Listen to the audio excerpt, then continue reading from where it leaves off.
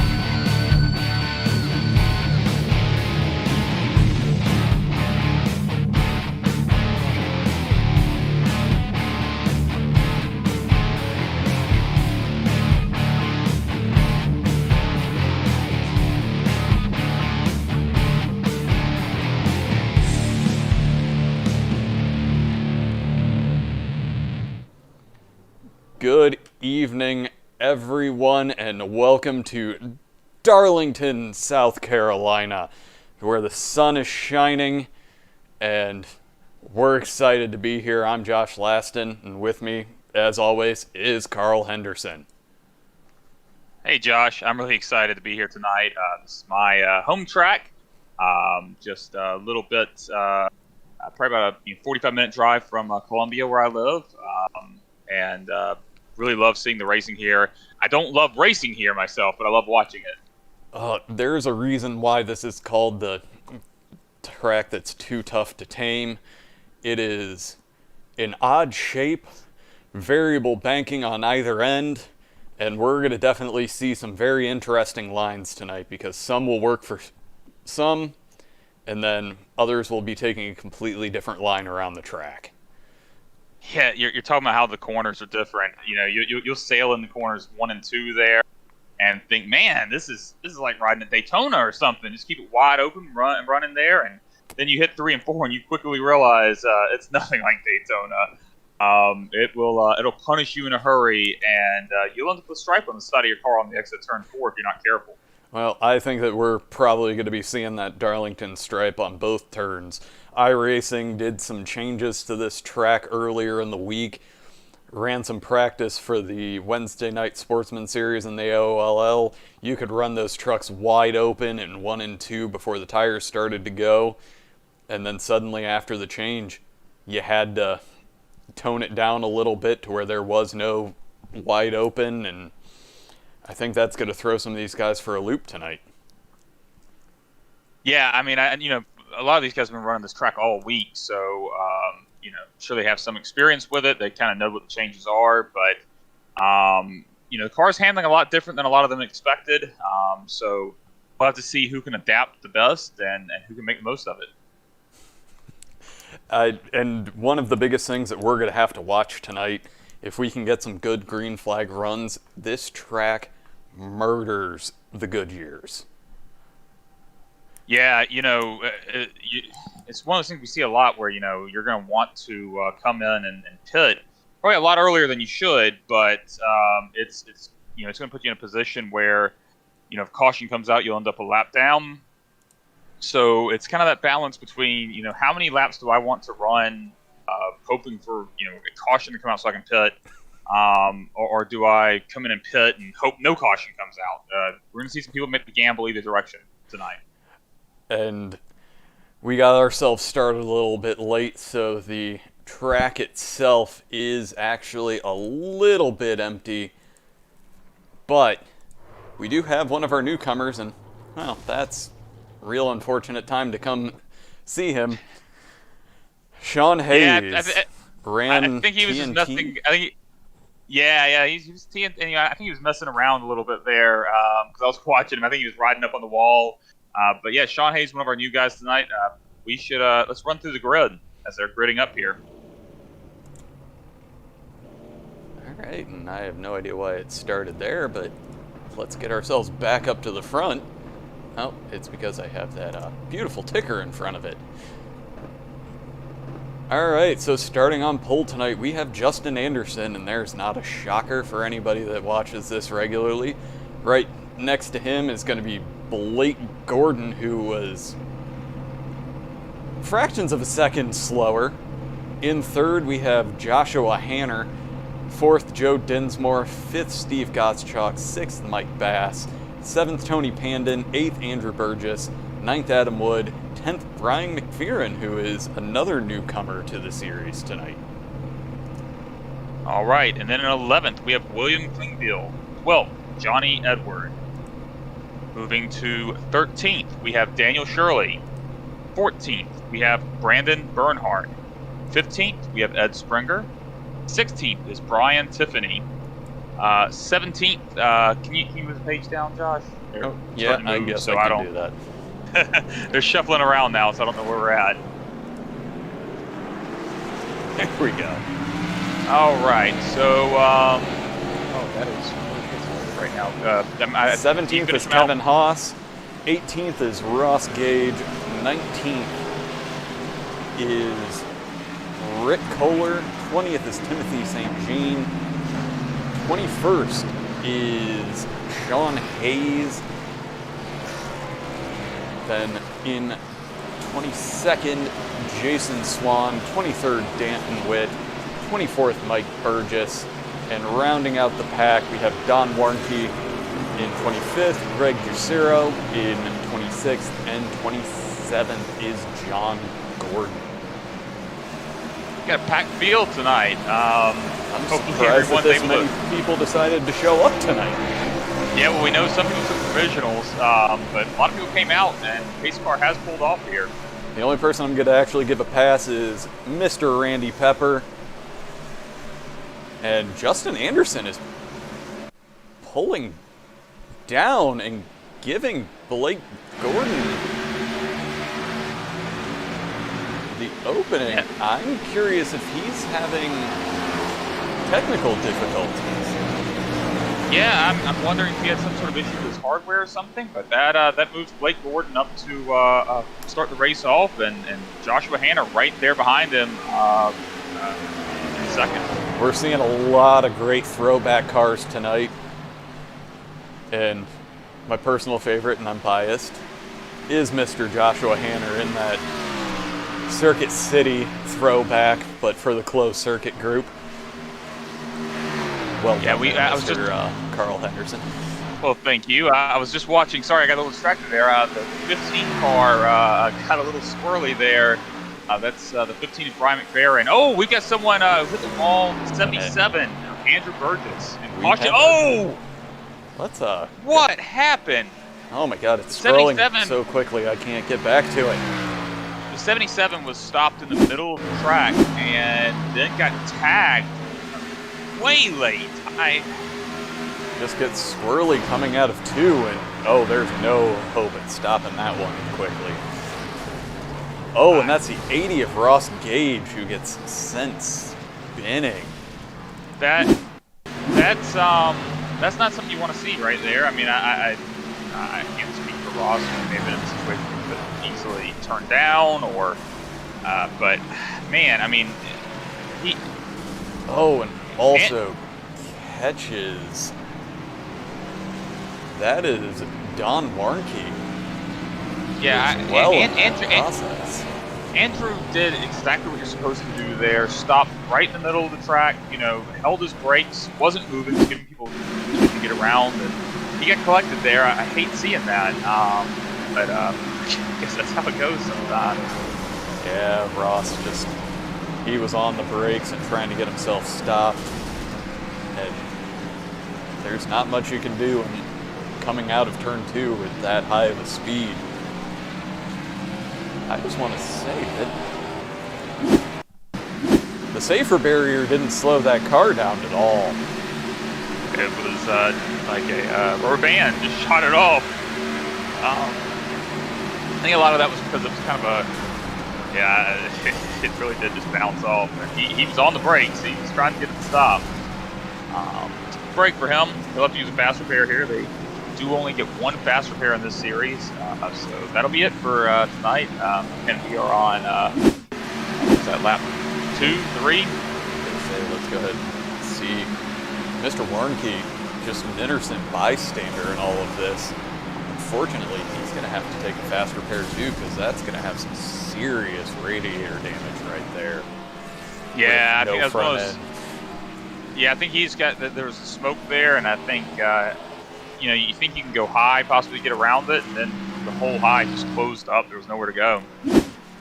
We're back live, and our guys are running behind the pace car.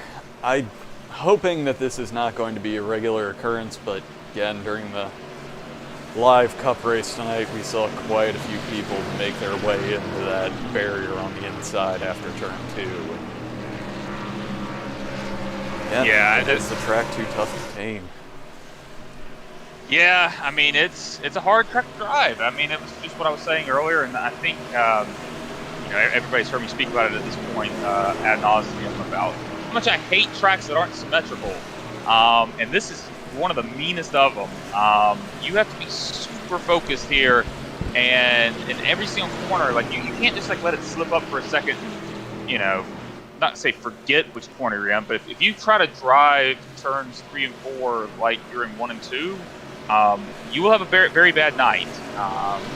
So it requires a great deal of focus. And you're having to do all of this while you're driving with racing against other guys, trying to determine pit strategy, because these guys, don't have spotters, they don't have crew chiefs.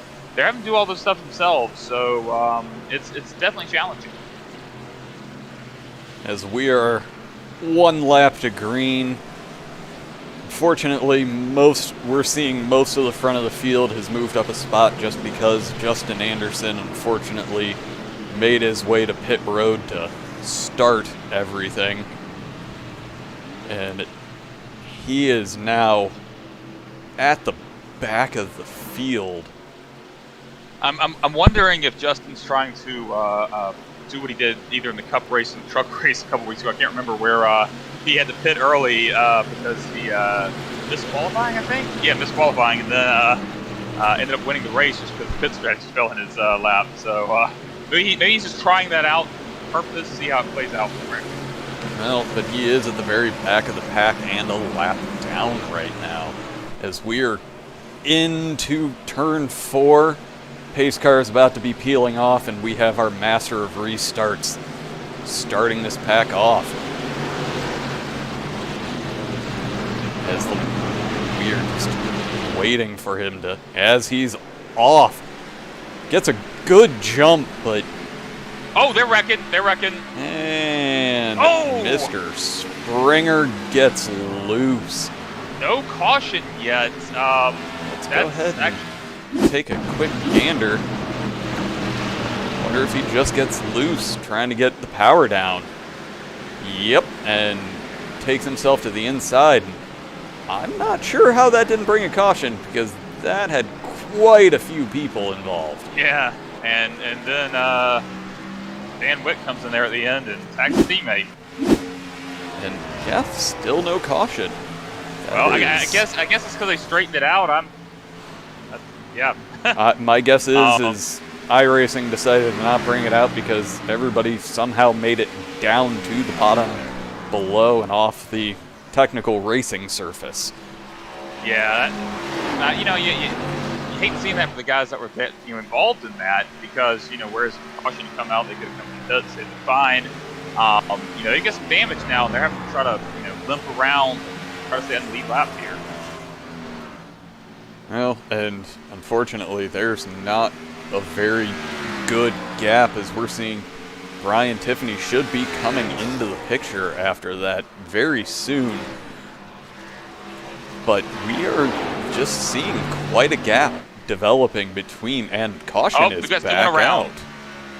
That is the 82 car of Mike Burgess. Mr. Mike Burgess, let's just see. Oh, just coming out of turn 2. Oh, gets the Darlington stripe and sends himself square into the wall and bounces back up onto the track. Well, turn 2 is not where we typically call the Darlington stripe, but yeah, I mean, turns 1 and 2, you're trying, because it's so wide and the angle is so wide, you're trying to maintain as much speed through 1 and 2 as you can. And we've got someone pitting here. It looks like John. Oh no, he was playing around. And that's kind of how it always goes. We have Yeah, actually he said, Sean Hayes. Oh, he was tangled up in something or another there and has to go in to use his fast repair to get a new front bumper on that car. unfortunate for Sean Hayes. Well, in his, we're first starting to race see there. a few other guys make their way into the pits, and I don't know why it didn't go to the person I actually, tagged on, but that is because, yeah, we're seeing all those guys that were involved in the incident earlier make their way in to actually get those repairs like they were hoping for. And Yeah. So, and what I was saying about 1 and 2, you want to try to maintain as much speed there as you can. You want to try to carry your momentum so you can get on the back stretch and get a really good run. Whereas 3 and 4, I'm not saying it behaves like a short track, but in a lot of ways it does. So really, you've got to get everything you can out of 1 and 2, and I think that's just what happened there with Burgess. He just, pushed it a little too hard and tagged the wall. well, as we get to see, Mr. Justin Anderson got one of his laps back in that process. So now he is only 1 lap down, correct? It looks like he may be a few more. Oh, that's unfortunate. Or my timing and scoring is off, which Nah, I that's think been known to happen. he's definitely missing more than the lap or 2. He must have had a hardware problem. That sucks. Yeah, that's never a good sign, but at least he didn't break the back off of his chair. Or have his wheel fall off. Maybe he did, though. We don't know. We'll have to find out. Maybe he might somehow sneak back to the top 3 and top 2. Maybe get bring him to the booth. But we'll have to see. Otherwise, we'll have to ask him after the race, like, hey, man, what happened? I think they are actually giving him his laps back because within the AOLL, if you do have hardware issues, connectivity issues, they want to be sporting and let you back up there if it's something that's outside of your control. So we are getting to see him get his laps back. Yeah, that rule applies, I believe, the first 10 laps of the race. So through the first 10, if you have any sort of issues, they'll let you get your any sort of technical issues. They'll let you get your laps back. As we have John Gordon chiming in and saying, Justin won't get last tonight. And that's in no way surprising. Well, hey, where is John Gordon? What's he doing commenting? I know, we don't get to see him out there, which is always unfortunate. Love seeing the legend out there. Well, I think what it is, we started calling someone else Flipper, so he's trying to do everything he can to avoid getting that title back. I mean, honestly, Nick Adams probably deserves it significantly more than John does these days, considering he can barely keep it on all 4 when he's in the TNT races. And hey, at least John doesn't wreck his teammates. That is true. Though, I mean, he's not the only closed circuit driver that does that, as we are about to go green with the pace car peeling off. We didn't really get much of a shake-up at the front. So we are green flag racing, and as usual, Blake Gordon gets a great run on the rest of the field, gets at least 4 car lengths over Joshua Hanner. And I really thought last restart Hanner did a pretty good job, relatively speaking, keeping up with Blake, but this time Blake definitely won on that restart. But Josh was fighting back through 1 and 2, gets a great run off of the turn and down the back stretch, and he's closing in now. He's dropping Mike Bass, who's in 3rd. Yeah, absolutely. He had a great run on 1 and 2, but Blake's built up such a gap now. I think you're going to see these guys, unless something changes with their tire levels, they were practice running laps very similar to each other, qualifying pretty close together. So I think, unless one makes a mistake or you see something different with tire wear, with a gap like this, Tanner probably just needs to kind of, take it easy. Race is race, he'll be fine. But and you same with Mike Bass, Joe Dinsmore, Dan Shirley. I mean, there's we're still early in the race. There's no reason to panic or anything like that. Just run your race, and there's a chance Blake's going to make a mistake. There's a chance that Blake's running through his tires right now. Run your race, see what happens. So I want to bring up Brian McPherson, one of the new guys, got caught up in something and ended up very far back in the field, but he is actually making his way up, as I want to bring up this replay of him getting past Kevin Haas to take back 11th. He started 10th, and my timing and scoring showed him as low as 18th. And he's making his way back up. It looks like Kevin may have given him quite a bit of room there, of being respectful, knowing that he was faster. Could be wrong, but just when I saw that replay, it looks like he let him pass, but he gave him room. So I want to go a little farther back here and see the battle that's going on. William Klingbill is trying to hold off Steve Gottschalk, but Johnny Edward comes up and kills a bit of his run, but now he is hunting and wants to get into that 8th spot. Yeah, these guys are racy right here. They're going back and forth, and it's fun watching these guys go back and forth and watching them. And hey, so what I want to call out real quick, Greg the Juice. I'm never going to get it. He has moved up 11 spots. He is running in 15th. 15th, yeah. So big move for him. It's a hard track to pass on. And right in front of him, Jason Swan up 8 spots. So you got some guys that are moving through the field, cutting through the field, which is not terribly easy to do here at Darlington, especially if you've had a lot of caution already. Well, and I want to call out one of the veterans of the league. Steve Gottschalk has actually just dropped 4 spots, and right now is fighting a battle to try to stay up next to Johnny Edward. Oh, we got someone spinning 77 and spinning, and he's in the middle of the track.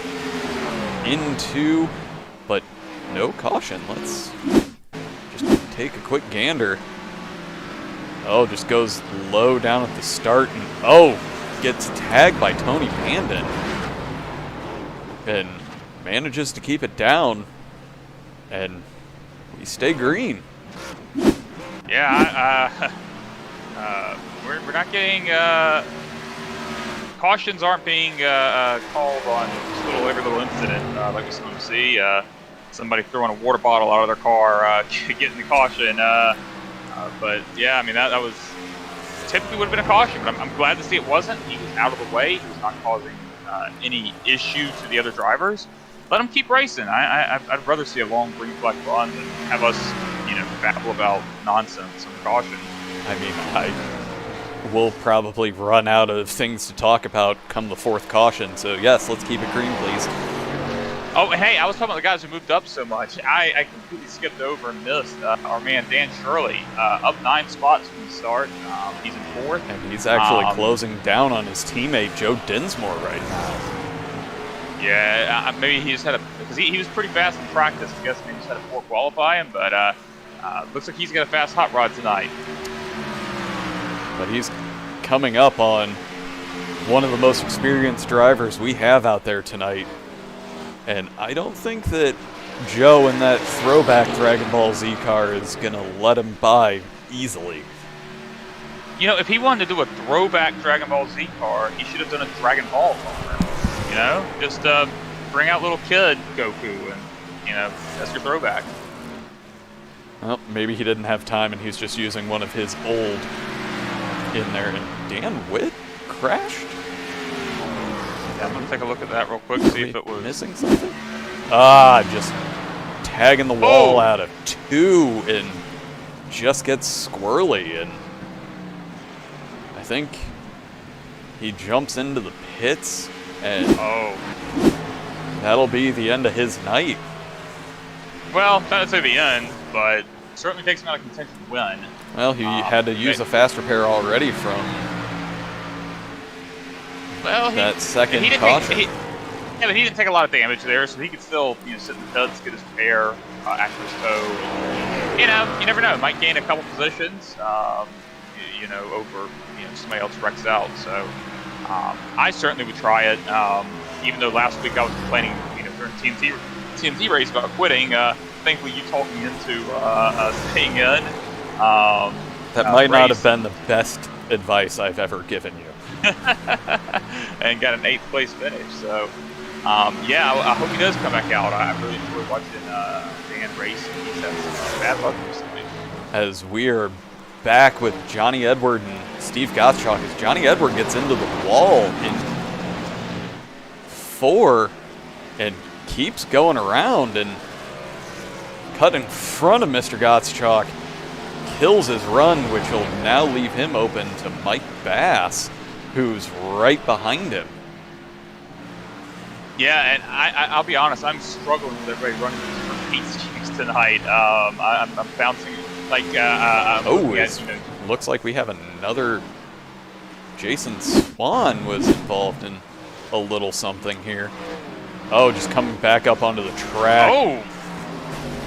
Oh, that's a Don Wardkey and another bad luck incident right here. That Rick Kohler just gets the Don. Innocent bystander in all of that. Yeah, I hate seeing that for Don. He's definitely had some bad luck tonight. But man, there's not much you can do about that either. I mean, he did it. He stayed high, hoping that. That is what it is. I hate seeing that sort of thing happen. And because everybody was down low after that, we stay green flag.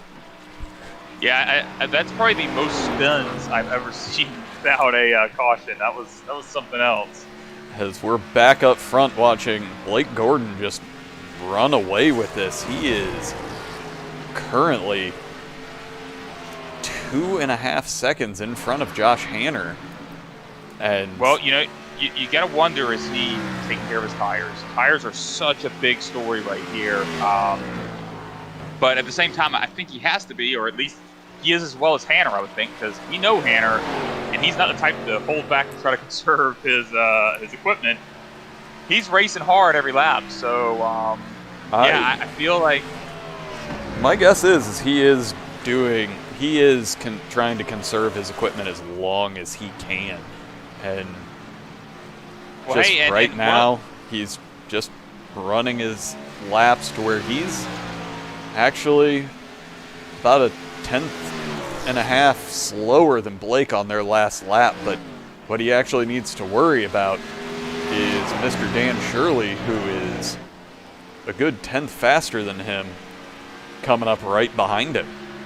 Yeah, Dan is coming in a hurry, and I was about to mention that. I think he got around his teammate Joe Dinsmore. He is moving.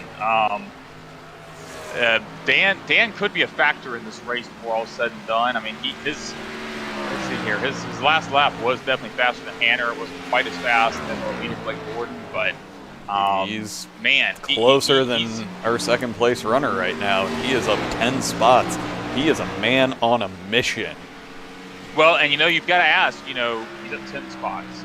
We've said time and time again during these races, you start cutting through the field, you are going to burn through your tires faster than someone, leading the race and, able to just run their own line the whole time. What can Dan Shirley do on fresh tires? When he goes fresh tires against Hanner, Blake Gordon, Joe Dinsmore, Adam Wood, I mean, he might be significantly faster than these guys on fresh tires, on a 10-lap run. We'll have to see. So I want to come back here as Sean Hayes with a seriously damaged car. Oh, that was perfectly timed. Tags Ed Springer and puts it into the wall. Oh, no, don't back into the traffic. Oh, that's one of those rookie AOLL mistakes. And caution is out. Caution is out. I'm guessing because he came back out onto the track. That's a rookie mistake right there. Could have been calculated to try to get that, but don't think he didn't pull too far back onto the track, but yeah, that's just an that's unfortunate one. And oh, I'm certainly. just following him, and yeah, he's not able to keep that car going straight. Yeah, hopefully he's going to bring it into the pits. It would appear not. He's getting a wave around? Or goes flying past? I'm really confused over what's happening right now. Well, let's go ahead and talk about our leaders right now who are pitting. We've got, looks like the entire top 13. Looks like probably everyone's going to pit here. As we've got our leaders in right now. Blake Gordon leading them down the pit road. Yeah, that's one of those things that we see these guys make the jump into their pit stalls pretty much in sync. Let's see if they take all four, which God help them if they don't. And, ooh, Mr. Hanner came close to being able to beat him out on pit exit. Well, but Blake, while he didn't have the first stall, he basically was able to treat it like the first stall, so he was able to drive straight out, and that made a big difference for him. That it does. As we are making our way back around, and it looks like our new leader. Oh. Tim, what are you doing to me? He might have just been taking the bonus points. It's certainly not a bad idea if you're fighting to get into the chase. Take whatever you can get. But I'm looking at pit road times, and Hanner was extremely fast in the pits. We've got Blake Gordon with a 15.48, Dan Shirley with a 15.55, and Hanner with a 14.63.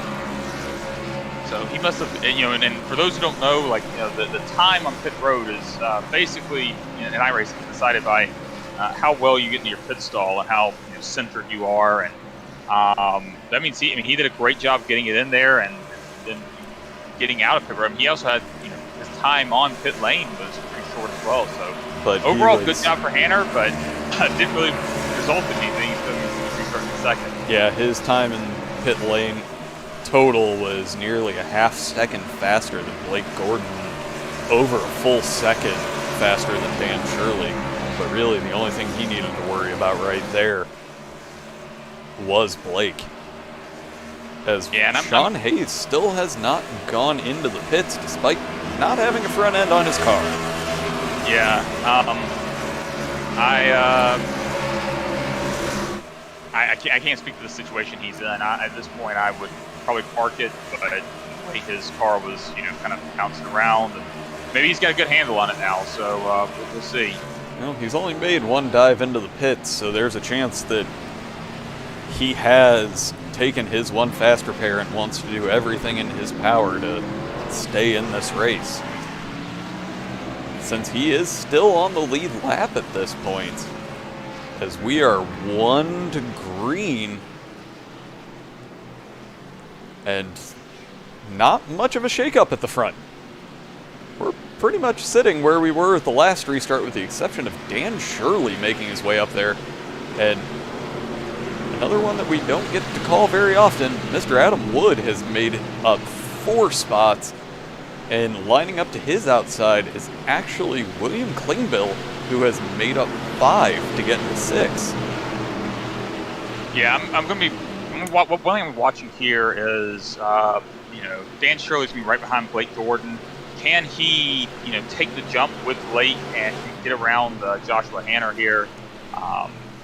Really interesting, to see what's going to happen here. He's tightening up right there, and there Blake knows. Is off. The answer to my question is no, he could not. No, Dan actually gets a bit of a terrible jump there and has to relinquish third to his teammate Joe Dinsmore, who is looking like a man on the mission, but Dan Shirley is right back up there behind him. Yeah, I've talked about Joe a lot, and the fact that he has recently, it feels like he had a little bit of a slump for a little while. We weren't talking about him a lot. We did talk about him a lot just a dirt race, because he was crab walking. Had a fast car that night, but just got caught up in some stuff, and that kind of, I was about to say took him out of contention, but he was running well in that race, even with a car that wouldn't drive straight. Yeah, that's the benefit of dirt is right. You pretty much spend most of the time not running straight anyway. As we are on lap 40, but what I was saying is I feel like Joe has been better recently. He's been running consistently. Has kind of hit a groove, I feel like. We're seeing him running in third right now. We're back to seeing the Joe Dinsmore that we've all expected this season, that we expected after the opening race, winning it. And definitely going to see him fighting for that chase and probably making his way up to the front of it. Yeah, absolutely. I mean, I think because of this chase system, the way it's set up, it's going to benefit consistency during the regular season, so you can try and get the top 16. And we saw him last year in the Truck Series fighting for the win in the last race of the Truck Series. Fighting for a win in the last race, the last corner of the last race. Well, and we won't go into more details of that one. Yada, yada, yada. And then we'll leave it at that. But we're starting to see Blake just tear away from this pack, but following him, Josh Hanner is at the front of a pack of 5 cars. Oh, Sean Hayes almost went around. He held it. I was going to say, didn't actually get to see anything there, but there is something wrong with Sean Hayes' car. I don't know. Let's take a quick run back and look at that. Nah, that was just a little bit of a tag of the wall there, but I'm not sure if that was actually the incident that we're looking for. I think, I've been watching him a couple laps. He's struggling to get the car around the track. Yeah, that car has seen some better days. It may be time to come into the pits and see, as he is dropping back down the field, his lap times, while not terrible, are a good half a second off of our leaders. And this, he didn't take tires, so all the respect in the world that he's able to keep it going. Maybe the car is fine, it's just old tires. We just had Brian McFerrin. Yellow flag, caution is out. Let's take a quick gander at what happened here. Oh, just tags the wall coming out of 4. Tries to correct it after hitting it. Tags it again. And the caution must be from him coming up just a little too high after that incident. It's amazing that we get a yellow flag for that one, and some of the other ones we haven't yet, but I feel like iRacing's been a little finicky with that recently. I'm not sure why that's been happening. Well, I'm not going to complain other than the fact that we now officially have another caution that we get to talk through. But, again, it's the Lady in Black. This is something that most drivers do not mark on their calendar.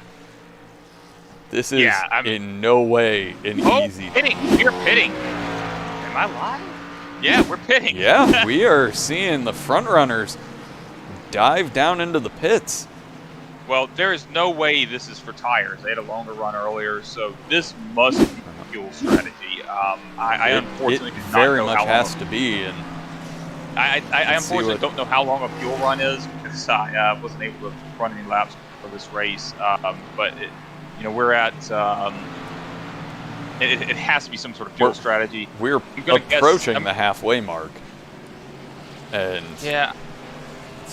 but hey, we had some guys stay out. We had some guys stay out. I want to run through those. Ooh, Josh Hanner is a little bit behind Blake Gordon. Blake's going to make his way out, take advantage of iRacing letting you drive straight through a car if they're in their pit box. But we are actually seeing, and thanks, John, fuel goes for about 40 to 42 green laps. Yep, so looks like they're trying to do it on one more stop. And correct? Because what lap we're on? Yeah, Let's one move more to stop. the tower. So Yep. definitely going to have one more stop to do, and we're starting to see some of those cars that were at the tail end of the group dive in.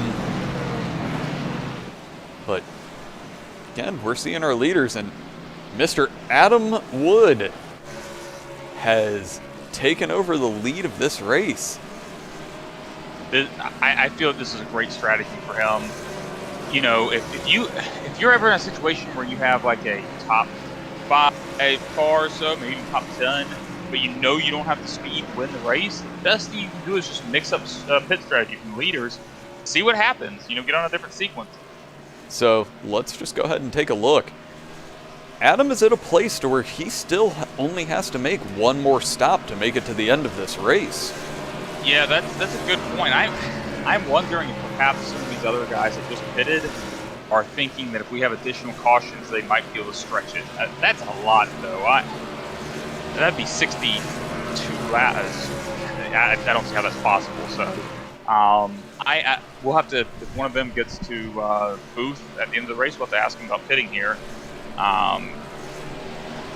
So our top 3 are not usual suspects at the front right now, to where we have Adam Wood leading, Mike Bass in second, Kevin Haas in third, Ed Springer, who is up 11 places right now, in fourth. But then we have Mr. Blake Gordon, Josh Hanner, and our usual suspects are lurking, just waiting. Yeah. I mean, there is actually. I mean, we have more green flag laps there. But there's about an 11 lap difference between those guys that stayed out and the guys that just pitted their tires. So, yeah, I mean, we might see Blake Gordon, Josh Hanner, Tony Bandon, those guys. They might cut through the field pretty quickly here. You know, I guess it just depends on how long these guys in the front stay side by side. Well, when we look at the pit strategy, those guys up at the front, all 4 in the 2 front rows, are actually running at 13 lap old tires, and the drop off on these comes at about 10. So they could absolutely be sitting ducks in this process. As Adam Wood leads them to green and takes off. Ooh, get a little squirrely there. Yeah, got a little overexcited, but he does get a good 3 car length lead in that process. But Blake Gordon takes over 4th. Josh Hanner gets 5th. Oh, he is into 3rd already. And yeah, he is cutting that field up as Josh Hanner does the exact same thing to make his way up into 3rd. Just a little bit further behind. That actually, being a gentleman. This actually worked out pretty well for Blake, all things considered. He's been able to cut through the field more quickly than Josh Hanner, and you know, so now Blake's going to have, you know, a pretty large gap if they're able to get up here and pass Adam Wood. And that last lap, and it may have just been because of the line that he had to take in the process, Josh Hanner and Mike Bass ran pretty much identical laps, and they were solid as Blake gets around the outside of Adam Wood and is just going to pull away. Hey, and one thing I want to call out for Adam Wood here, not this past lap, but the one before, Adam was almost identical lap times to Blake. Again, you know, Blake couldn't cut through traffic, so it's a little, you know, it's kind of an apples to oranges comparison, but hey, Adam, good job, man, running through the field, or you maintaining your position despite taking the wrong bunch of tires. And he's holding on to that. We had some Kevin Haas. banging. Kevin Haas has dropped there. Let's just take a quick peek back and see what happens. He gets down on the low line, gets past, and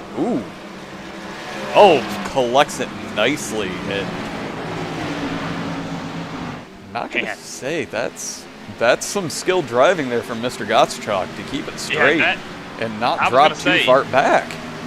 That is talent right there. I mean, for anyone that watches TNT racing Thursday, spun out on turn 1 of our race, and here he is saving it going down to the apron. And beautiful. Well done. Some of us were able to save our spins on Thursday night. Well, some of us are more talented than others. Some of us are luckier than others. That's all that was. Mine was on the inside line. But Kevin Haas has actually jumped into the pits. Probably took a little more damage on that than he really wanted to, so he just makes his way down. Hey, and I'm going to give a shout out to someone here who I that's been a little harsh on. Sean Hayes came in. I guess he had a fast repair. He took a fast repair because his car is looking nice and clean right now. He is up 11 spots, running in 10th, laying down some pretty fast lap times. He's still about a second off of the leaders, but he made, as he gets a little loose and jumping around. Apparently my internet connection doesn't like me today.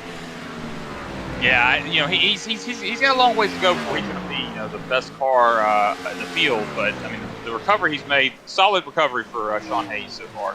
There's no doubting that he was a talented driver running with the TNT. He was a little too good to run with the TNT, which is why he is currently in the Cup. But well, hey, I only got to see, he's getting loose. He saved it. I only got to see him for about a half lap, or half second every race, and that was when he was lapping me, and going by very quickly. Yeah, that's never a fun experience, especially in the TNT, but those were also races that you had some bad luck, so we'll let it slide.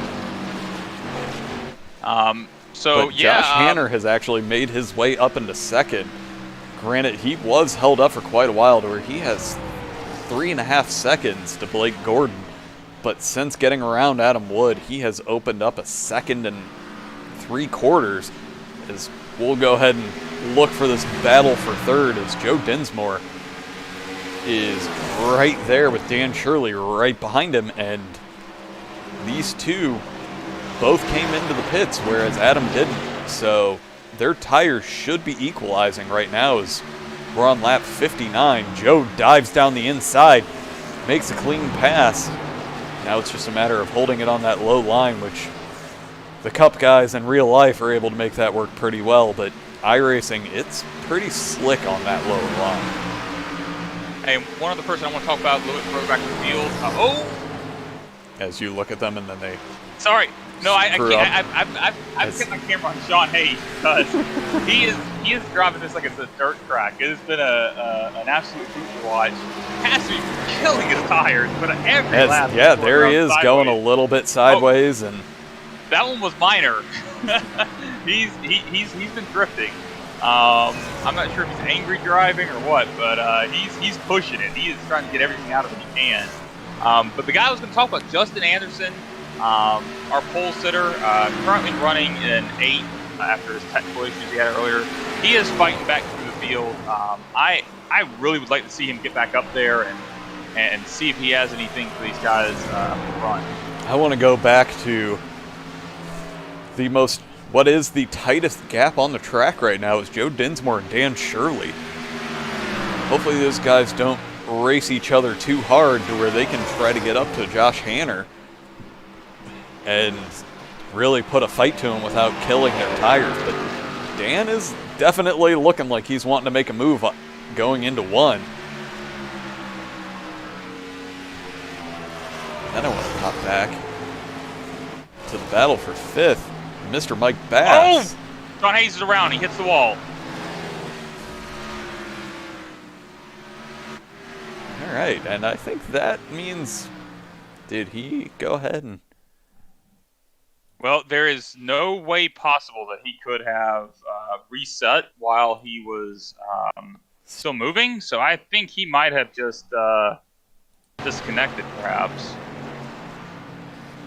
I don't know. I don't get to see that with this. Oh, yeah, that's... If you have no fast repair at that point... Yeah, he's no longer in the sim, so... Yeah, I had a feeling that was only a matter of time, honestly. Props to him for pushing it. I mean, you're back like that, you know you've got a fast car, you're going to push it, try to get what you can. But I mean, hey, if you push it too hard, it's going to end up costing him. He's still going to lose a lot of positions from guys who stayed in, and yeah, it's not the Cup debut he was hoping for, but to finish first, you must first finish. I think when all this shakes out, he can finish 20th based on the guys that are still on the track. But Blake Gordon is just running away with it, and Josh Hanner has quite the gap to Joe Dinsmore. But we're starting to see another little pack forming back here. And 5th through 9th are starting to queue up behind Mike Bass. Yeah, now... as we get to see... Is that Steve Gottschalk? Gets a little bit loose coming out of the turn. And now is right in front of Justin Anderson, and Jason Swan just had an incident. And it looks like it's, just getting caught up in 4 and locks it up, takes himself into the pits. So now you got to be wondering, it's kind of a decent green flag run here. It's looking like the guys are getting a little more comfortable with things. If you're one of those leaders, you've got to make another pit stop when you come in, because if you come early, you could have a huge advantage over the guys you're racing with right now, as long as caution. But according to fuel estimates from Mr. John Gordon, they wouldn't make it to the end because we're only 67 of 110. They would have to make it 50 laps. Well, yeah, they'll be able to make it to the end in 2 more laps if we're making 40 laps. My math is bad. I was thinking it was 50. Don't tell anybody that I'm a controller, please. If that's what our fuel run is going to be, then our fuel window is opened up. Our pit window, so they've got to be considering it. It's a gamble. Like if you pit and caution comes out, your race could be over. Yeah, it's never a good sign. I have a feeling these guys, they're going to push this last fuel run until the bitter end, and then just have the freshest tires that they can to make that last-ditch effort to make up time. Assuming there's no caution. But if there is one anytime in the near future, it wouldn't be smart to stay out. Yeah, I'm just saying, like, you look at someone, look, if you're Blake Gordon, you don't pit right now. I mean, you are in good shape. But if you're someone like Josh Hannon, Joe Dinsmore, or Dan Shirley, someone who's had speed but is clearly not as fast as Blake tonight, you got to consider pitting. And then someone like Justin Anderson, who we know is fast, who is having to get through traffic right now, and actually is falling back a little bit, running 11th, but Justin consider pitting and basically be able to pass people, but not actually having to pass them just by being faster than them for a few laps, and then they come and pit and they're suddenly behind it. And we've actually seen Justin win on an off-kilter strategy this year so far. Right. I think, look, I mean, I don't fault anybody for staying out, because it's terrifying being the first person to pit, because I feel like every time I'm the first person to pit, in green flag conditions, caution comes out. It like never fails. But now, man, Justin is 0.7 of a second off the pace of our leader. And Josh Hanner is actually a little bit faster than Blake right now, but has a good nearly 4 seconds on him. Yeah, I mean, if Josh is going to be consistently faster than Blake, then he certainly shouldn't be the one to pit right now. He might just be able to stretch this a little bit longer. Might take better care of his tires, but this time Blake was a little bit faster, so they're kind of trading blows right now. Or Blake's listening to the broadcast and decided to speed it up a little bit. I'm looking here. Seriously, I think if I were Joe Dinsmore or Daniel Shirley, teammates there, you and I have talked about it before as being teammates. Split your strategies. Like, one guy pits, one guy stays out, and see what happens. Like, it's the best case scenario for your team. Whichever strategy you pick, it's going to work. Whichever strategy works, you've done both of them for your team. I want to come back here as Justin Anderson is currently putting a little bit of a run together to try to get around Johnny Edward. Steve Gottschalk is pitted. Oh, we're going to start seeing it. And Steve you Gottschalk talking about the teammates, he was the farthest back amongst the Steel Horse Racing guys that we've talked about tonight. And he could be that test case right now for them to see how much time can be made up. But we are starting to see. Yep, Greg Jurasio. Is Jurasio, is that right? We're just going to call him Juice because I'm pretty sure I said it wrong earlier. He is also pitted, and Ed Springer coming in as well. Yeah, we're starting to see a little bit of this playing out as everybody has fallen into their rhythm. Everybody is just starting to play nice with their car. They've found their line. Adam Wood in. Yeah, I guess I felt like if I just kept talking about it long enough, eventually they would just, I would telepathically connect. I think me and Steve Gottschalk, we were just like there together, and he's like, boom, I'm coming in because Carl said so, and he made me look good, so I appreciate it. I was really starting to get afraid that maybe John Gordon was wrong on his fuel estimates, and they were going to be able to make it last to the end, or John was just screwing with me. I don't think that John has that one in it. And he also just said it's Jurasio. Jurasio. I think that I am getting his pronunciation correct there, I'm hoping. Look, I actually asked him before our first broadcast how to pronounce it. He told me, and then the moment we start going through the grid, I'm like, nope, it's gone. So, Jurasio. You should never expect me to remember anything. I'm lucky to remember your name until I've met you like 5 times. What's surprising, though, here is that our leaders have not pitted. Because I'm looking at Steve Gottschalk right now. The leaders, 31.56, 31.57, 31. As we're seeing Blake dive into the pits. Steve Gottschalk last lap ran a 30.47, so significantly faster. Yeah, I think, man, I'm looking at Tanner. I'm looking at Joe Dinsmore. Now at this point, I feel like they have to stretch it because if you pit now, oh, as we have a spinner on the track, Ross. Oh, that is. Blake might be okay because he might not go a lap down depending on where the pace car comes out. Well, I'm thinking he may have timed that perfectly. Yeah, that actually might work out great for him. But, Ross just gets into the wall coming out of 2 and collects Adam Wood a little bit in the process. Oh, man. But. Yep, Blake's good. Yep, Blake is going to take the lead back and just got lucky there. Now the question is does Josh Hanner make his way into the pits as he's coming out of the... I think you have to. I said that I was going to stop saying Blake caution. Yeah, that Leave one. It at that. That one, unfortunately, is going to go down in the books as a Blake caution.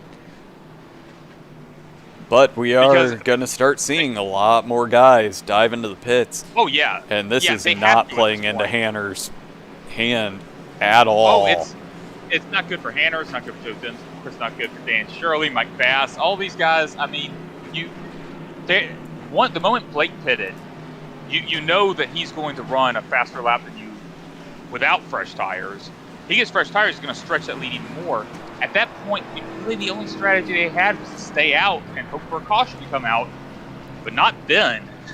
That wasn't when you wanted the caution to come out. And here's another fun one to see. Timothy St. Jean up in the lead currently. Hey, if cautions keep coming out, he might end up with most laps led. That's a good possibility. But the question is does he actually hold on a second?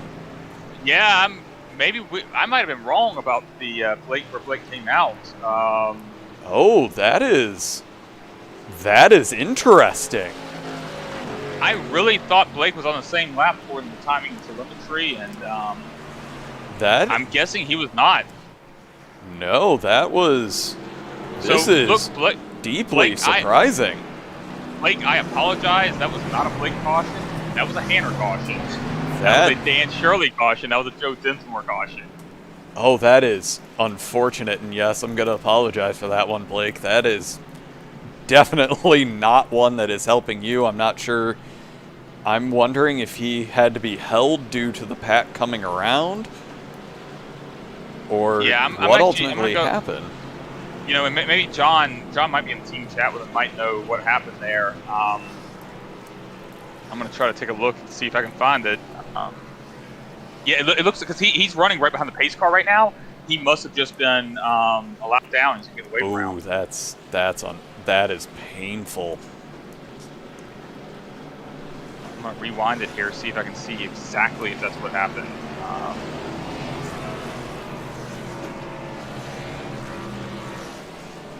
That was a fake Blake caution. So, well, it looks like somebody else is getting the pleasantries of a Blake caution tonight, because I've definitely had one or two in my favor here. Yeah, he just ditched Pete pace car out. That man. That I mean, look. I mean, he's not in bad shape still. We know that he was fast. He was really fast. Well, but that is a lot of cars he's going to have to go through. I mean, they're all on the same. Actually, I mean, the guys in front of him have slightly fresher tires. So, you know, in the end, it's actually probably about the same because they were running on a caution. But, yeah, he's not going to be hurting at all when it comes down to this. But he is going to have a lot of cars to make his way around. But he is lucking out. He's only dropping. He's in 12th, to where there are 2 cars behind him on the lead lap as well. Yeah, there are a lot of fast cars ahead of him, between him and getting back to the front. And this is not a track that is terribly easy to pass at. So he is going to have his hands full. But look, there have been many things I've thought that would be impossible, and then Blake ends up doing them. And Blake is probably one of the best at cutting through the field. He is very aggressive. I think if anyone can do it, I think it's Blake's the one. But he's got a tough hand tonight. But as we are about to go green, Josh Hanner gets a great jump out into the front. Gets a good 1, 2, 3 car lengths over Dan Shirley. Dan Shirley is going to have his hands full with his teammate Joe Dinsmore, as Dan is swerving a little bit around on that track, giving Joe that run. But we also have Mike Bass ready, where if they can get a good line underneath Dan Shirley, the 2 of them. And Tony Pandon, despite being involved in a few things earlier, has made his way back up. Yeah, I'm watching Blake right now. I'm probably just going to keep my camera on Blake for the entire time, just to keep an eye on him. He's currently racing with Justin Anderson. But yeah, that's going to make things a little more interesting. But they're coming up on Johnny Edward, who happens to be a teammate with Blake. But Justin gets along the outside, which is definitely the preferred line for these cars, and the 2 of them make their way around. I feel like if we stay green, Blake Gordon cannot win this race. It's just going to be too much to overcome in 25 laps. If we get a well-timed caution, then he's got a chance. We saw how quickly he's already up to 8. He started 12th or 11th. So, I mean, he can move through the field pretty quickly when they're packed together, but when things start stringing out a little bit, it's going to take a little bit of work to make up those spots. But man, it's going to be fun to watch, see what he can do. But yeah, we've got Hanner out here leading, Dan Shirley behind him, Joe Dinsmore, and Mike Bass not counted out either. Sorry, we have Nick Adams calling us out for not catching Blake didn't beat the pace car out in the chats. Oh, well, I'm sorry, Nick. Maybe you should call the race. Sorry. Well, Johnny may have recommended that he should be in the booth right now. Oh, well, you know, Nick, if you'd like to come to the booth, I can step back and let you have it. Please don't encourage him right now. Sorry, we were trying to watch what was happening on pit lane. We missed that. Yeah, I mean, and it also didn't help that the timing and scoring was screwing up on it, showing that he was on the lead lap.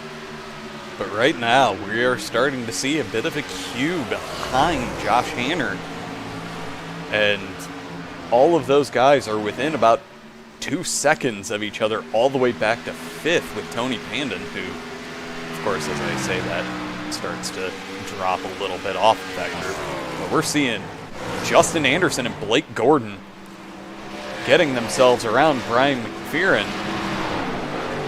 And these two, while bitter rivals, seem to be working together to get themselves back up to the front of the pack as quickly as they can, because we only have 21 laps to go at this point.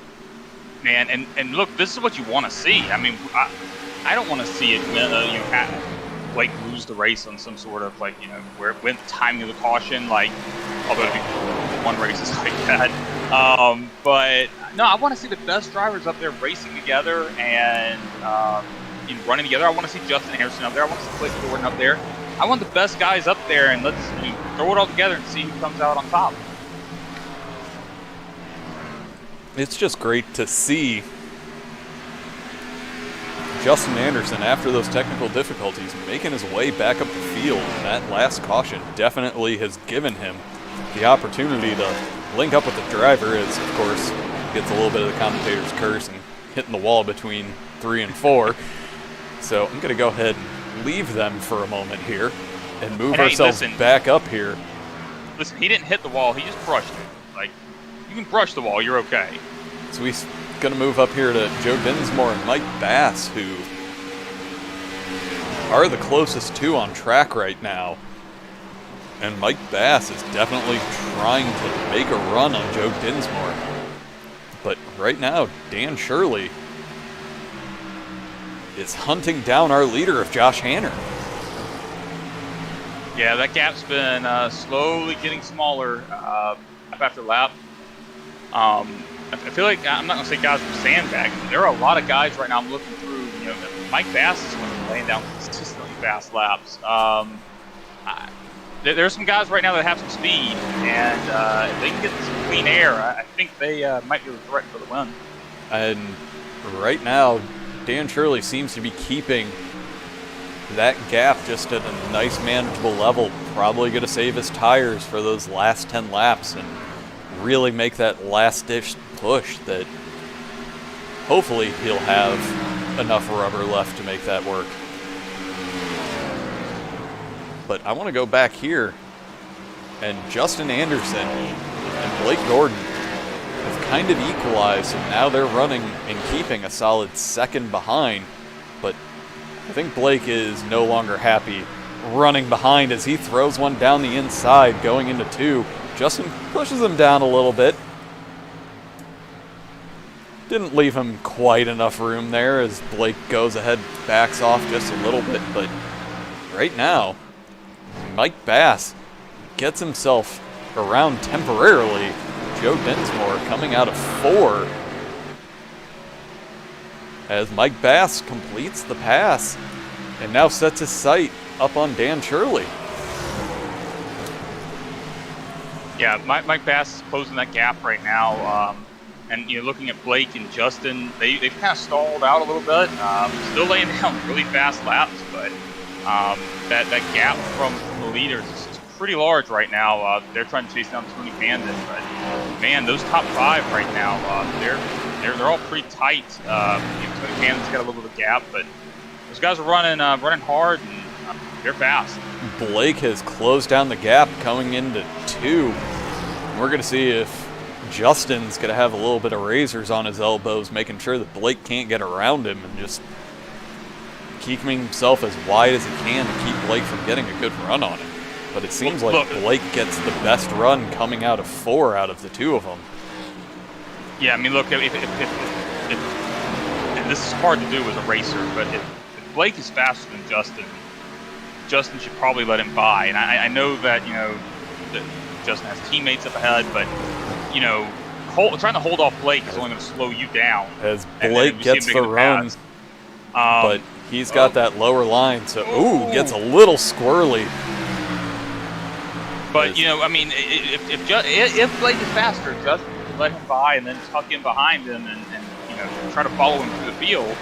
And through that process, conserve his tires as well. But it also looks like he's getting a little bit of help coming up behind him.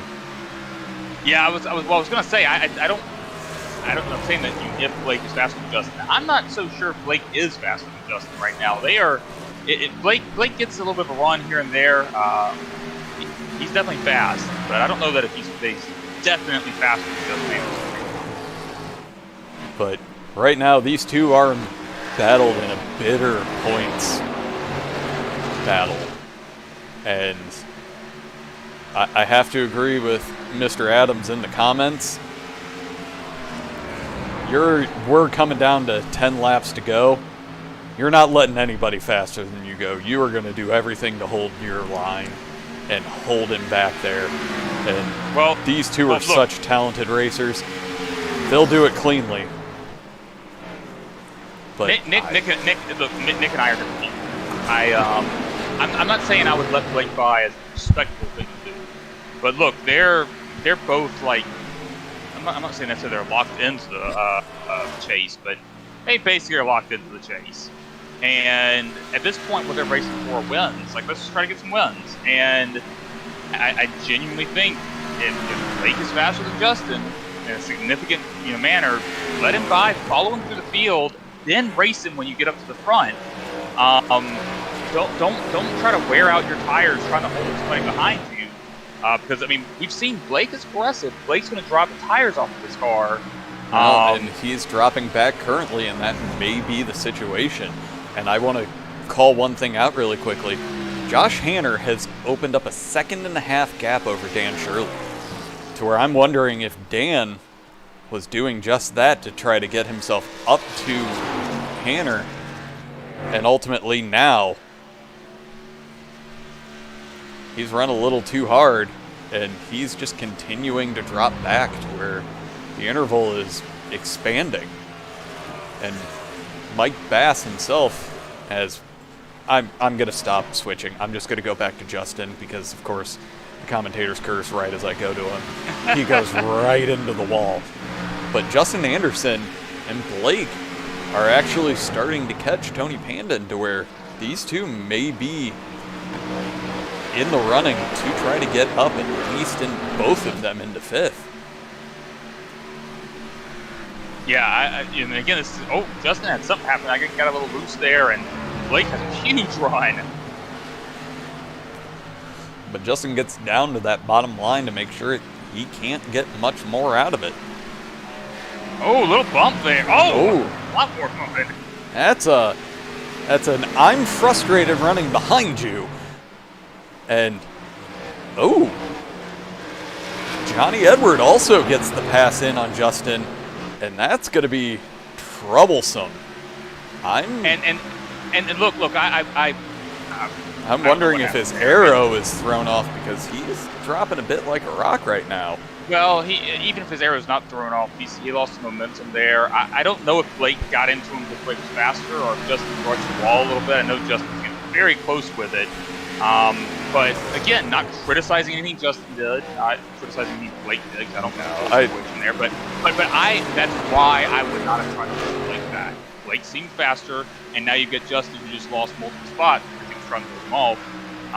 That's just me, and things he could still be back further in multiple spots if he had let Blake by. It's hard to say, but that's just a pure opinion of mine, just my perspective on it. That's how I would look at it. Well, and again, it happens. Sometimes you push a little hard, and apparently John decided to say that Justin got a little bit of wall and slowed him down, and then he was trying to block a little bit, and Blake got him.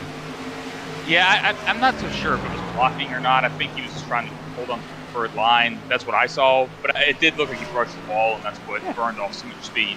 Yeah, but these guys are trying to throw together an entertaining race for our viewers as we are 4 to go. And how did that happen?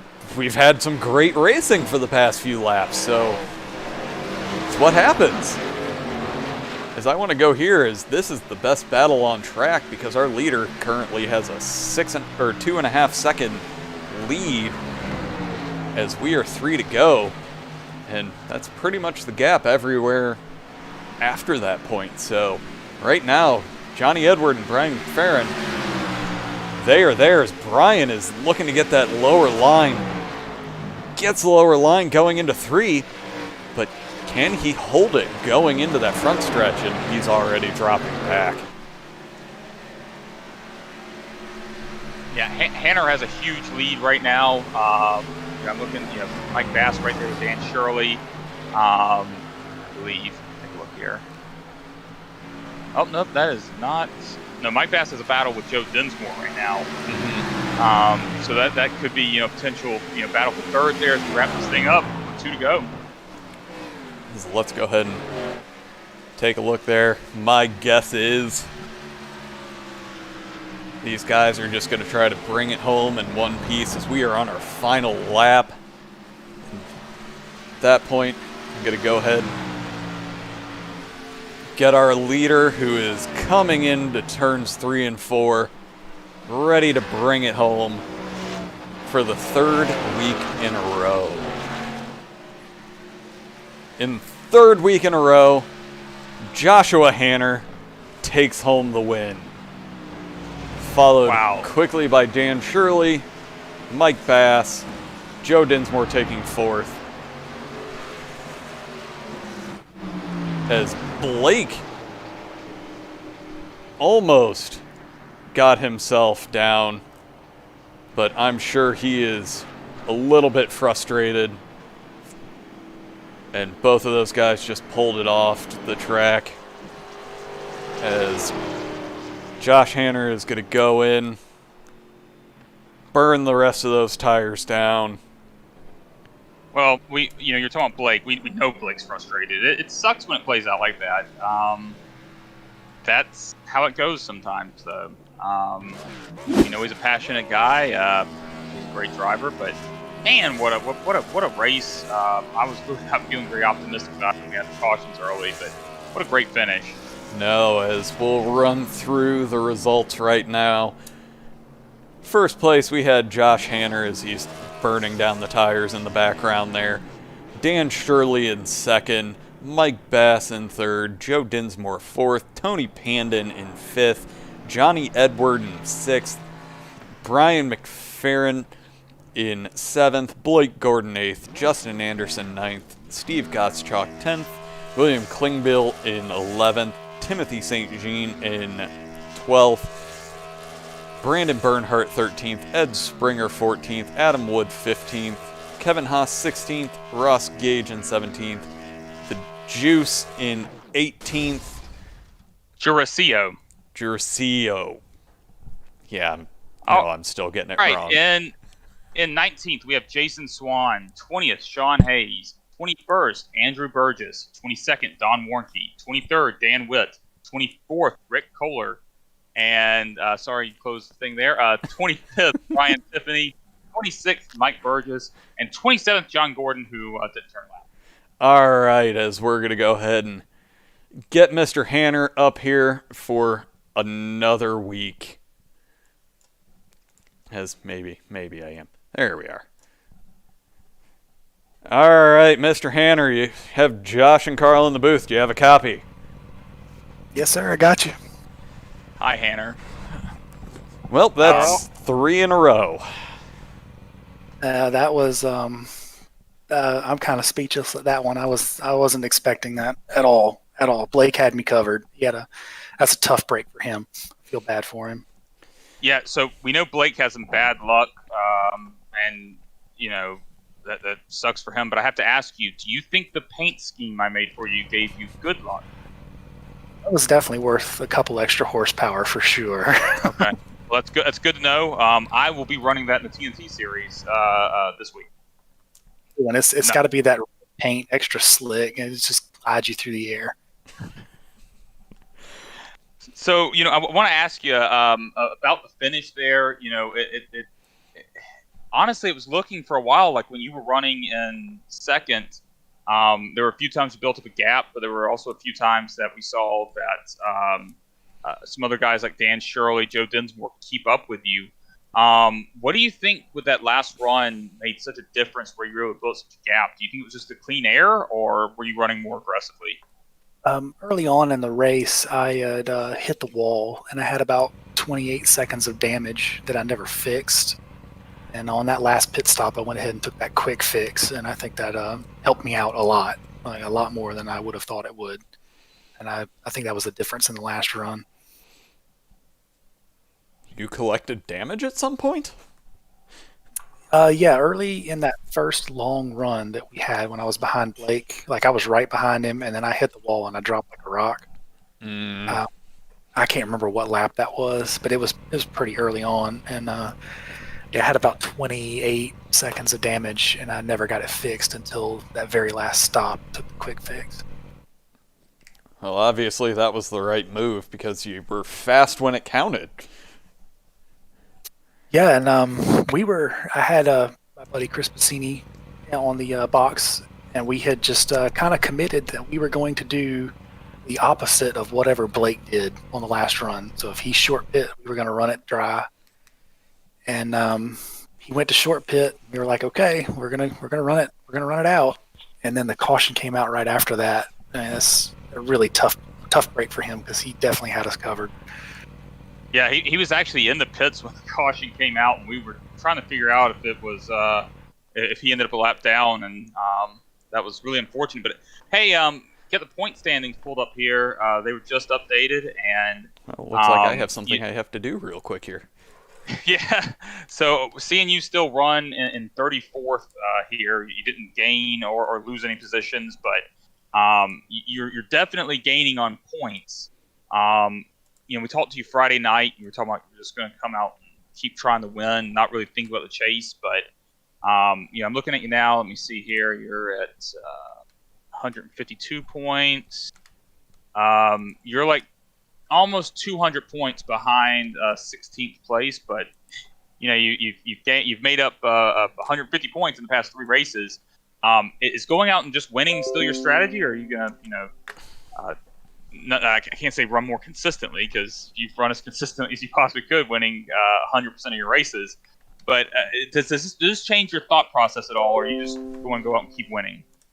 Honestly, no, it's not going to change. I'm not really thinking about points. I'm just trying to run the best I can, run as clean as I can, and hopefully, get the respect of all the competitors out there. It would be nice to make the chase, but I'm so far behind because I started the season late that it's the furthest thought in my mind right at this point. Yeah, I hear you, man. Well, great run. I don't think I had any other questions written down here for you. We talked so much in the past few weeks. Josh Laston, do you have any other questions? No, I just think it was a great run, and hopefully this is that confidence builder that you appeared to not really have starting this race. But again, it was a great run. A little bit of luck went your way, but it's 3 in a row. We haven't really seen that outside of Blake so far this year. So I need to ask the boss here. I blew the motor burning it out there, so don't deduct that from my paycheck this week, okay? You know what? We'll take away 0 from 0, and you'll be good to go. All right, that works. Hey, thanks for joining us here again. Thanks for getting the team another win, and we'll see. Hopefully, we'll talk to you again next week. All right, man. Thank you, guys. Thank you. All right. How about we bring in our new friend, Dan Shirley, who we're talking to every week now. Sounds great to me. Hey, Daniel, it's Josh and Carl in the booth. You got a copy? Maybe? Do you have a copy, Daniel? He may have stepped away. Well, it's terrible timing. All right. Well, I will move him back down. And Trying to see. I don't think. Sorry, I'm looking through here, I'm looking at the not results. sure if there's anybody out there still listening. We can't find Mr. Mike Bass out there in Discord land. If we can convince him to get in here, we love chatting with new people. I'm gonna pop down into the Steel Horse chat for a moment to see if anybody knows what happened to Dan. All right. Yes. Do we know what happened to Dan here? Daniel's here. We just pulled him up into the booth and got nothing. That's weird. You pulled him up when he was just chatting with us. I think there may be a bug going on with Discord because I had to sign off and That looks like he just did that. So I'm gonna pop up back with Carl and we'll 10-4. pull him back up. Daniel. Moving. In ninth, we have Johnny Edward, who moved up 2 spots. In tied for 10th, we have Brandon Bernhardt and Timothy St. Jean. And then 12th, up 3 spots, is Tony Pandon. So apparently there's a bit of an issue with Discord right now. And brought in Mr. Shirley, so eventually if he can get everything working, he can just chime in while we're just chatting away. So I'm actually going to really quickly, while we wait, bring up our standings, which not the most graceful way to go ahead. I was just talking through them, so I'm sure people would love to see them visually. It'll make things a whole lot easier. Yeah. But I went through the top 12 there. Probably should go through the top 16 so we can really, I think it's 16 for the chase, to talk through those. Well, and I think one of the biggest things that we can talk about is, despite how the races have been going, our top 8 have not moved this week. Yeah, that's right. I mean, top 8 has not moved, but Johnny Edward up 2 spots, Tony Pandon up 3 spots. There are some guys that are moving a little bit further back, but it's crazy. You look at 16th, 17th, 18th, 19th. Really, it's 14th through 21st. You've got a lot of positions there shaking up. Larry Patrick now tied for 21st, sitting outside the chase still. That would require him to actually run races, though. Hey, did you know that he finished 3rd place once? And then he came back for one race and did terribly, so he decided to just go ahead and make it to where 2 races ago. Hey, Dan, do you actually have a copy? Sorry about that. Lost my communications there right before you pulled me in, so I'm not sure what happened.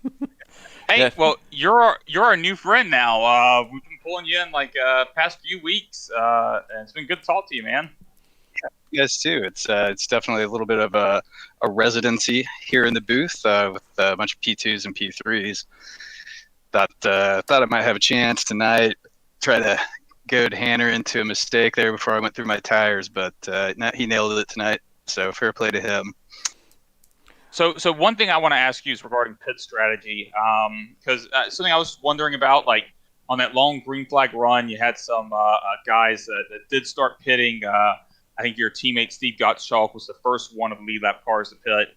And I was wondering, I was seeing, you sitting there running fast laps, but, not quite as fast as Blake. And I was wondering, man, is Daniel Shirley going to come in and pit here and try to gain some time on Blake? Is that something you thought about, short pitting Blake, or were you just planning on running out your tires? Or your fuel, I should say. So I absolutely did have it in my playbook to try to be one of the first people to take tires. I didn't end up quite executing that, and actually we saw with Blake getting caught into the yellow. I was actually thinking about coming in the lap before he did, but decided not to, which ended up being a fortunate break. But it's a roll of the dice to make that move for sure.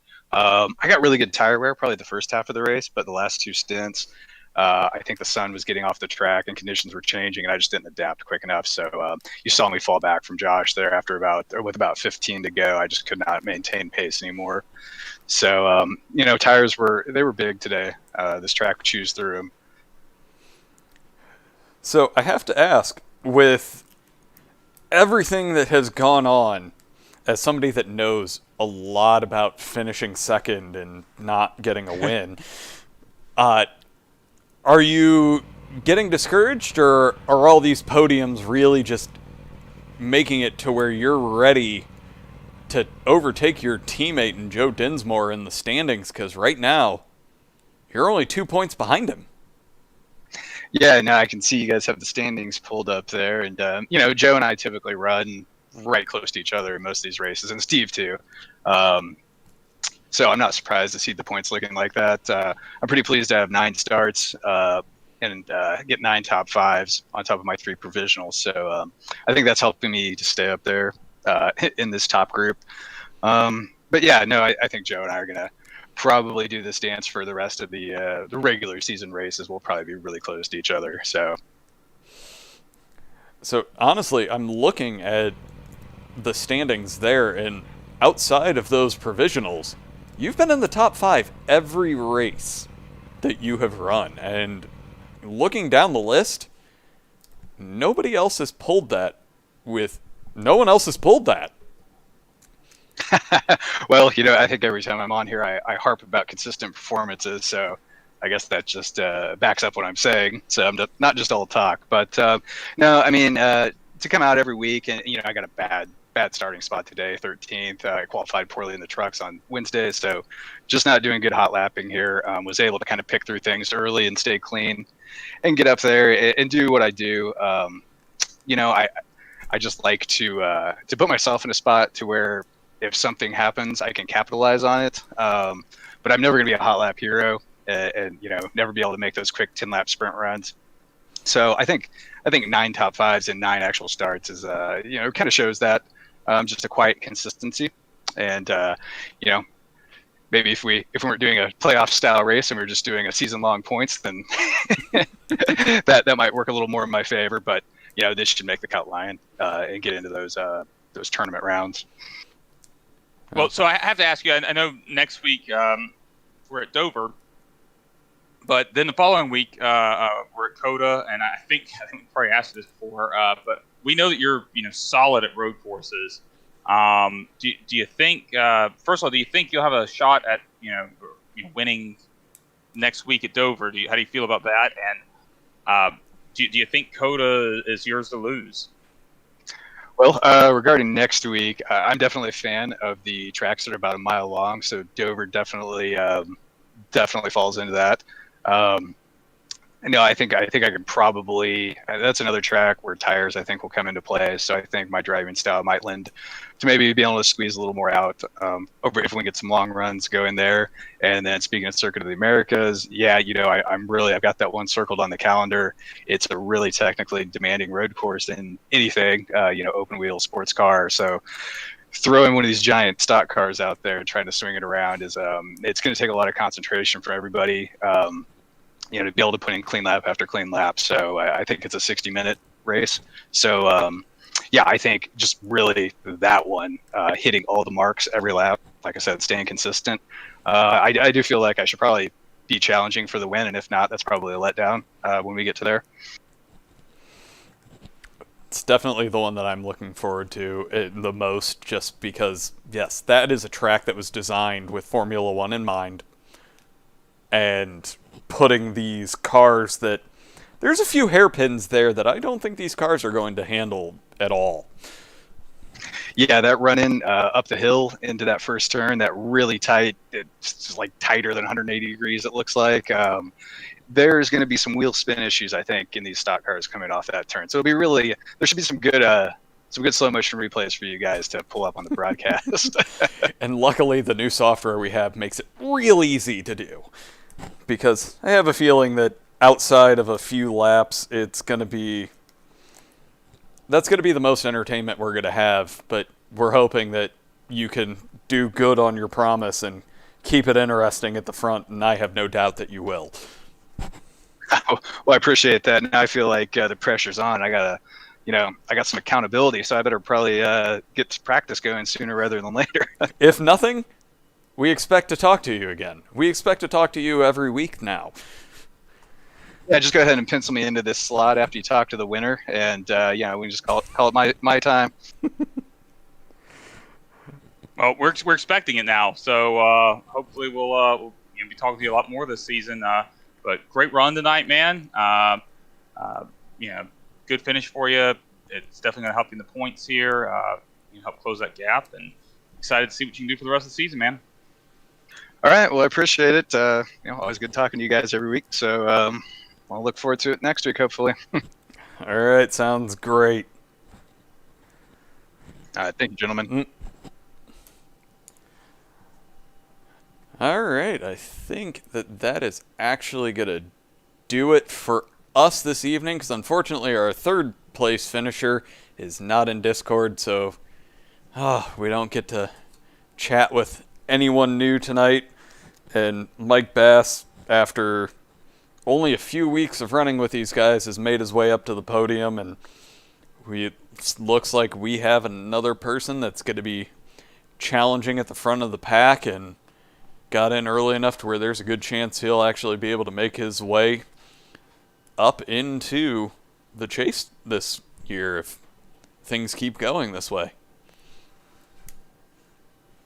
Yeah, absolutely. I think we said from the beginning when Hanner joined the league that it was going to be tough for him to make his way up to the top 16 with as little time as he had. But I mean, winning your 100% at wins in 3 races, that's about as solid as you could do. I mean, maybe getting some poles so that he could get some more bonus points. But man, I mean, this is about as solid start as you could hope for. Yeah, but that just about does it for us here tonight from Darlington, South Carolina. Make sure and join us on Tuesday night for the IVRL. Wednesday nights for the Sportsman, Thursday nights for the TNT, Friday nights for the podcast. And coming soon, we will also have Monday nights with the Fuel Racing League, and I'm looking forward to that, mostly because I hope I get to run with them. But we're adding a lot more racing action for everyone to enjoy. And hopefully you join us for as many as you can, because no matter what, racing is always good. But thank you, everyone, and we will see you next week.